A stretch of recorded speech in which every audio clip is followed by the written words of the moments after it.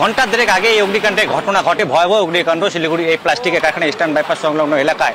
এবং আগুন লাগার পর আমরা শব্দ পাই যে বেশ কয়েকটি কিন্তু গ্যাসের সিলিন্ডার তাও কিন্তু ব্লাস্ট করে এবং তাতে আগুনের ভয়াবহতা আরও বাড়ে। কারখানার প্রায় 75% তা কিন্তু একদম পুরো ছাই হয়ে গেছে। বাকি অংশ এখনও কিন্তু জ্বলছে, এখনও কিন্তু কারখানার বাকি যে অংশ সেই অংশও কিন্তু এখন দাউ দাউ করে জ্বলছে। ইতিমধ্যে দমকলে 4টি ইঞ্জিন একসঙ্গে কাজ করছে। কীভাবে আগুন লাগলো তা এখনোভাবে কিন্তু জানা যায়নি। প্রাথমিকভাবে যেটা মনে করছে যে শর্ট সার্কিট থেকে আগুন লাগতে পারে এবং গোটা এলাকা যেখানে আগুন যে গোডাউনের এলাকায় আগুন লেগেছে তার চারপাশে কিন্তু ইতিমধ্যে বিদ্যুৎ সংযোগ বিচ্ছিন্ন করে দেওয়া হয়েছে, যাতে নতুন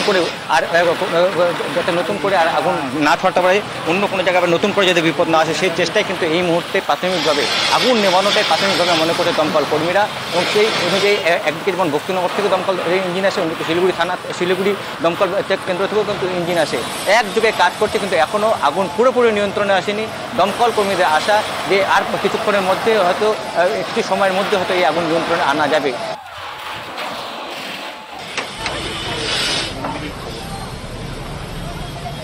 এইসব বিষয় কিন্তু খতিয়ে দেখছে দমকল কর্তারা, কেন যেভাবে দ্রুত আগুন ছড়িয়ে পড়ে এবং স্বাভাবিকভাবে কারখানায় সেই সময় কোনো কর্মী ছিল কিনা বা কোনো অন্য কেউ ছিল কিনা সেসব বিষয় এখন তদন্ত সাপেক্ষ।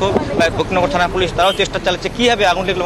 এই যখন অগ্নিকাণ্ডের ঘটনা ঘটে সেই সময় কারখানার ভিতরে কোনো কর্মী ছিল কিনা, যেহেতু গ্যাসের সিলিন্ডার ব্লাস্টের বিস্ফোরণের শব্দ কানে এসছে, বেশ কয়েকটা গ্যাস সিলিন্ডার ব্লাস্ট করার শব্দ এসছে এবং যেহেতু প্লাস্টিক দাহ্য পদার্থ এবং স্বাভাবিকভাবে কিন্তু দ্রুত সেই কারখানাটিকে গ্রাস করে নেয় এবং একেবারে কিন্তু সম্পূর্ণভাবেই কিন্তু পুরো ছাই হয়ে গেছে এই কারখানা।